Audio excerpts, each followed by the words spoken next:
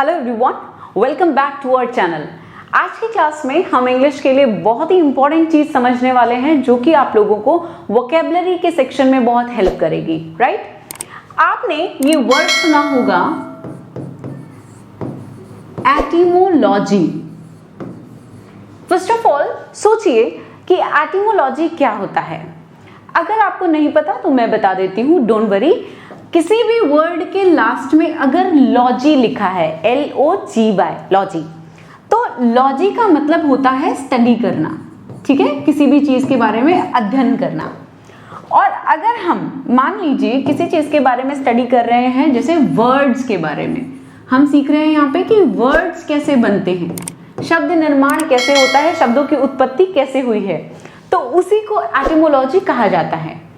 इसके अंदर यूजुअली हम प्रीफिक्स और सफिक्स पढ़ते हैं, प्रीफिक्स और सफिक्स। अब ये प्रीफिक्स और सफिक्स क्या होता है बता देती हूं कि प्रीफिक्स होता है जो ऐसे वर्ड्स जो किसी शब्द के शुरुआत में जुड़ के उसका अर्थ परिवर्तन कर दें, जैसे हिंदी में आप उपसर्ग कहते हैं। राइट?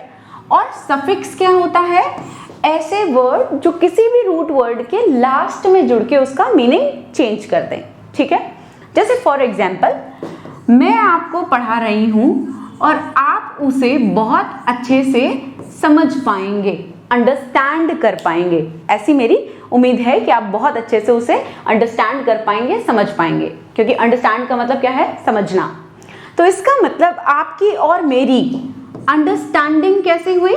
बहुत ही अच्छी हुई। ठीक है, अब मान लीजिए मैं यहाँ पे एक रूट वर्ड लगा देती हूँ मिस, एक प्रीफिक्स मैंने लगा दिया मिस, और मैंने कहा भगवान ना करे हमारे बीच कभी क्या हो जाए, मिसअंडरस्टैंडिंग। तो एक जैसे ही मैंने प्रीफिक्स वर्ड अंडरस्टैंडिंग के साथ जोड़ा तो उसका मीनिंग कैसा हो गया? नेगेटिव हो गया। राइट? अब इसी चीज को मैं आपको यूज करते हुए आगे की वोकैबुलरीज बनाना सिखाऊंगी, जिससे आपको कोई भी शब्द, कोई भी वोकैबुलरी रटनी नहीं पड़ेगी। आप बहुत इजीली 4 ऑप्शंस को देख के बहुत आराम से उसका मीनिंग समझ पाएंगे कि इसका मीनिंग क्या होगा। ठीक है, चलिए हम आगे देखते हैं। Let's see. दोबारा बता देती हूँ कि हम एटिमोलॉजी स्टडी और वर्ड्स के बारे में स्टडी कर रहे हैं। ठीक है, प्रीफिक्स और सफिक्स के बारे में जानेंगे, जिनसे हमें किसी भी शब्द को बनाना आ जाएगा। We will learn how to form the words. Right? See, मैंने यहां पे वर्ड लिखा वन हु लव्स मैरिजेस। ऐसा इंसान, ऐसा व्यक्ति जिसे मैरिज यानी कि शादियां बहुत पसंद है। ठीक है, अब आपने देखा कि उस व्यक्ति को क्या कहते हैं, वन हु लव्स मैरिजेस। तो हो सकता है आप में से बहुत सारे लोगों को पता होगा कि ऐसे व्यक्ति को जिसको शादियां बहुत पसंद है क्या कहते हैं। ठीक है, लेकिन जिनको नहीं पता उनके लिए मैं बहुत अच्छे से एक ट्रिक आपको बताती हूँ, आप समझिएगा। यहाँ पे आपने देखा एक सेंटेंस लिखा हुआ है वन हु लव्स मैरिजेस। किसके बारे में बात कर रहा है? मैरिज के बारे में बात कर रहा है। जब भी कभी मैरिज के बारे में बात करें तो आपको वहां रूट वर्ड इस्तेमाल करना है, यूज करना है गैमी।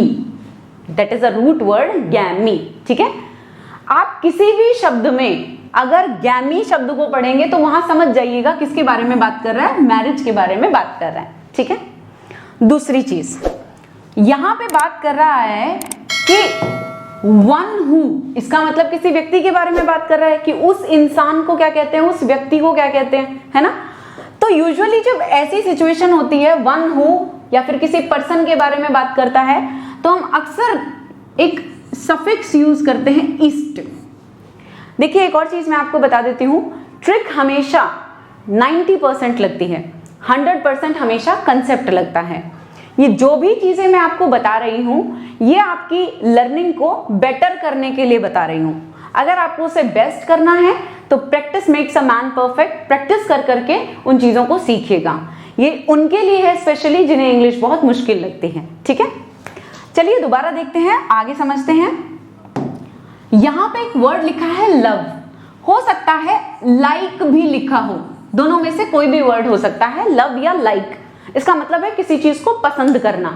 ये पॉजिटिव वर्ब है। ठीक है, तो जब भी कभी लव या लाइक के बारे में बात करेगा तो वहां हम वर्ड यूज करेंगे PHIL, फिल। अब किसी भी वर्ड में ये फिल हो सकता है, फिलो हो सकता है, फिलन हो सकता है, फिली हो सकता है, राइट। लेकिन आपको ध्यान रखना है रूट वर्ड क्या है, PHIL, फिल, ठीक है। चलिए अब हम शब्द बनाना सीखते हैं कि क्या शब्द वो बनेगा। देखिए, वन हु लव्स मैरिजेस, ऐसा व्यक्ति जिसे शादियां बहुत पसंद हैं, तो हमने यहाँ पे लिखा पसंद के लिए फिल, मैरिज के लिए गैमी और पर्सन के लिए बस वर्ड लिखा इस्ट।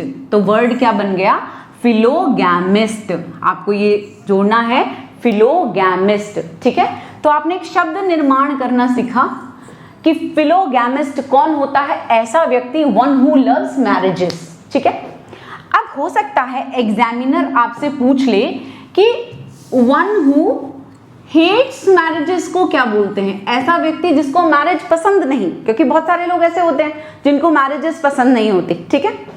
अब हेट की जगह डिसलाइक भी मैं सिनोनिम यूज कर सकती हूँ, बात तो वही है, दोनों के दोनों नेगेटिव मीनिंग क्रिएट कर रहे हैं, नेगेटिव वर्ब्स हैं, ठीक है।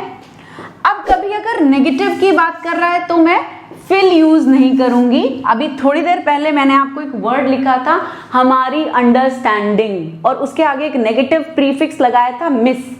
तो याद रखेंगे कि जब भी कभी हेट या डिसलाइक लिखा होगा वहां हम रूट वर्ड यूज करेंगे मिस।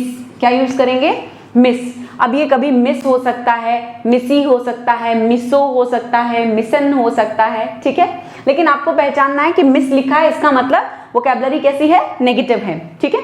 चलिए अब हम वर्ड बनाते हैं कि वर्ड क्या बनेगा, देखते हैं। पर्सन की बात कर रहा था इसलिए हमने लास्ट में IST लिख दिया, नेगेटिव था इसीलिए हमने स्टार्टिंग में मिस लिख दिया, वर्ड बन गया मिसो। और शादी के लिए गैमी वर्ड यूज कर रहा था तो मैंने यहाँ पे वर्ड लिख दिया गैमी। तो पूरा वर्ड क्या बन गया, मिसोगैमिस्ट। मिसोगैमिस्ट किसको कहते हैं, ऐसा व्यक्ति, वन हु हेट्स मैरिजेस, जिसे शादियां अच्छी नहीं लगती, राइट। अब यहां से हमने दो वर्ड सीख लिए कि एक फिलोगैमिस्ट और एक मिसोगैमिस्ट, ठीक। अब देखिए इससे आगे चलते हैं, आगे सीखते हैं कि और क्या क्या वर्ड हम ऐसे बना सकते हैं। एग्जामिनर ने आपको क्वेश्चन दिया कि वन हु लव्स विमेन, ये एक वन वर्ड सब्स्टिट्यूशन आया एग्जाम में और पूछा वन हु लव्स विमेन, उसके लिए क्या यूज करेंगे। अब चार ऑप्शंस आपको दिए, ठीक है। एक ऑप्शन दिया मिसोगैमिस्ट, एक ऑप्शन आपको दिया मिसोगाइनिस्ट, ठीक है। एक ऑप्शन आपको दिया फिलोगाइनिस्ट, ठीक है। और एक ऑप्शन आपको दिया फिलोगैमिस्ट। अब देखिए मैं इसे थोड़ा सा और क्लियर लिख देती हूं, गैनिस्ट, ठीक है।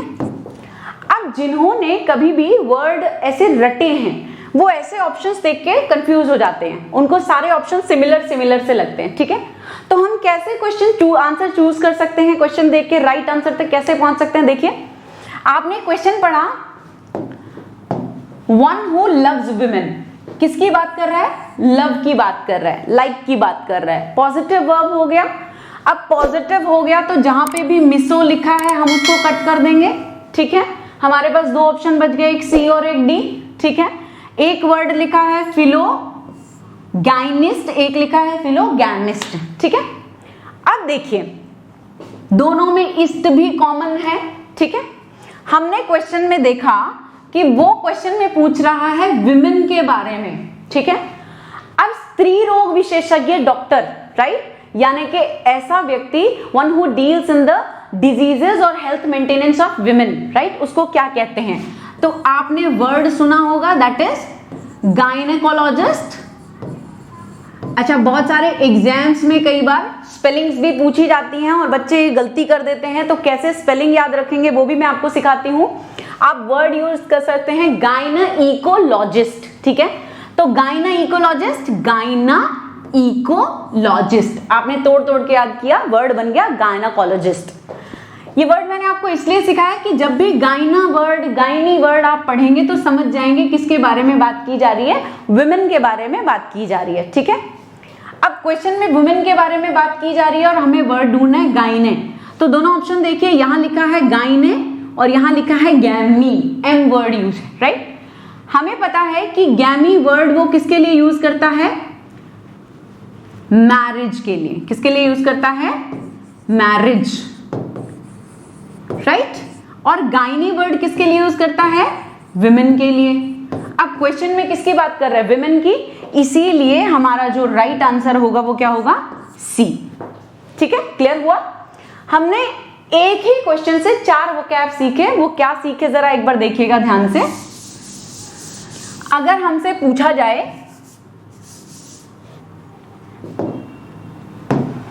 कि मिसोगैमिस्ट कौन होता है, तो मिसो मतलब हेट करने वाला, गैमी किसका, मैरिज, तो वन हु हेट्स मैरिजेस, ऐसा व्यक्ति जिसे शादियां अच्छी नहीं लगती। ठीक है, वन हु मिसोगाइनिस्ट, ठीक है, वन हु हेट्स विमेन, तो वो क्या होगा, मिसोगाइनिस्ट हो जाएगा, जो क्या करता है, हेट करता है। ठीक है, मिसो वर्ड आ गया तो आप याद रखेंगे हेट की बात कर रहा है, गैमी वर्ड आ गया तो मैरिज की, और गायनी वर्ड आ गया तो वुमेन की।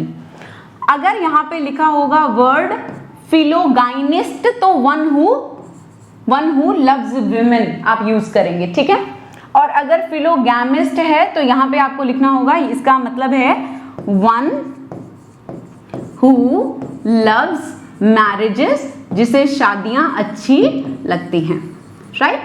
तो आप हमेशा ध्यान रखेंगे मिसो, फिलो, गायनी और गैनी, ये वर्ड मैंने आपको भी बताए।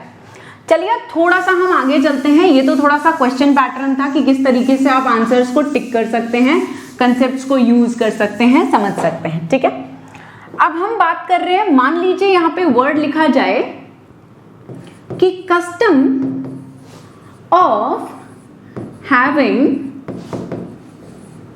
One life partner. अब देखिए यहां कहीं मैरिज वर्ड नहीं लिखा, ठीक है, लेकिन लाइफ पार्टनर कैसे मिलता है, मैरिज से मिलता है। ठीक है, तो कहीं ना कहीं मैरिज के बारे में इनडायरेक्टली बात कर रहा है। जरूरी नहीं कि आपको सेंटेंस में मैरिज हर बार लिख के देगा, लाइफ पार्टनर भी लिखा है, इसका मतलब उसी कस्टम के बारे में बात कर रहा है जिससे लाइफ पार्टनर मिलता है, दैट इज मैरिज। तो हमने यहाँ पे वर्ड यूज किया मैरिज के लिए, रूट वर्ड गैमी।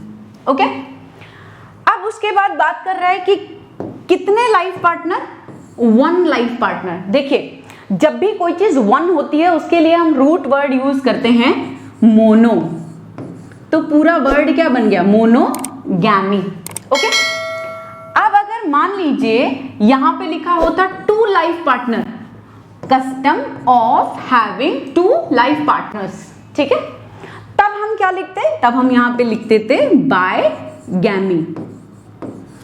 टू की जब भी बात करेगा तो हम रूट वर्ड यहां पे क्या इस्तेमाल करेंगे, बाय इस्तेमाल करेंगे, बाय यूज करेंगे। देखिए अभी मैं आपको जो भी पढ़ा रही हूं, कैसी लैंग्वेज में, कैसे मीडियम में, बाइलिंगुअल, इंग्लिश भी यूज कर रही हूं और हिंदी भी।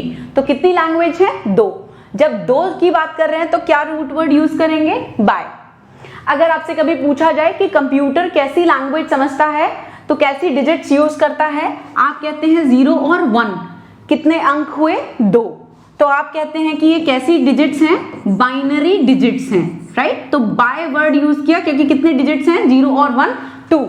तो जब भी कभी बाय वर्ड लिखा होगा आप समझ जाएंगे किसकी बात कर रहा है, 2 की। अगर गैमी लिखा है इसका मतलब किसके बारे में बात कर रहा है, लाइफ पार्टनर की। ठीक है, अब देखिए मान लीजिए मैं यहां पे लिखती हूं पॉलीगैमी। अब एक वर्ड मैंने लिखा मोनोगैमी, एक वर्ड लिखा बायगैमी और एक क्या लिखा, पॉलीगैमी। मैंने अभी आपको बताया कि मोनो का मतलब क्या होता है, मोनो का मतलब होता है 1, यानी कि single, custom of having one life partner. Okay, अगर मैंने कहा कि बाय लिखा है तो बाय का मतलब क्या है, 2, यानी कि custom of having 2 life partners, ठीक है। और अगर मैं कहती हूं कि custom of having many life partners, ऐसी प्रथा जहां पे 2 से ज्यादा लाइफ पार्टनर्स रखे जा सकते हैं, बहुपत्नी प्रथा, है ना, तो उसे क्या कहते हैं, पॉलीगैमी। जब भी कभी मैनी वर्ड यूज करेगा तो आप रूट वर्ड क्या यूज करेंगे, पॉली वर्ड यूज करेंगे। Is that clear? तो यहाँ पे आपको इस वीडियो के जरिए मैंने कोशिश की है कि मैं आपको रूट वर्ड्स को थोड़ा सा इस्तेमाल करना सिखाऊं, यूज करना सिखाऊं, ठीक है। मेरी नेक्स्ट वीडियो में मैं आपके साथ ऐसे ही नए नए रूट वर्ड्स को लेकर वर्ड्स बनाना सिखाऊंगी। Okay, so have a nice day, take care.